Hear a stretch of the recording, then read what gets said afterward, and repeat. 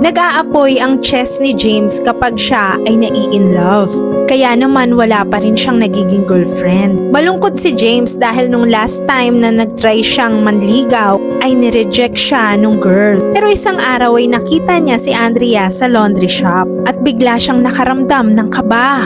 Aksidente pa nga niyang nakuha yung damit ni Andrea. At pagkatapos noon ay umapoy na ang kanyang dibdib. Nakasabay niya pa nga ito sa elevator. At yung dala niyang popcorn ay naluto. Kaya naman dali-dali siyang tumakbo. At nung pumunta siya sa rooftop, ay nakita naman niyang nagsasunbathing si Andrea. Pero pagkatapos nun ay nagpaalam na si Andrea sa kanyang lola. Kaya't hindi na nagpatumpik-tumpik pa si James. Sumakay siya sa parachute at ginamit niya yung kanyang apoy sa pagpapalipad nito. At sakto namang nakaland siya sa taxi na sinasakyan ni Andrea. At nung ipagtatapat na niya yung nararamdaman niya, ay biglang umapoy din yung dibdib ni Andrea.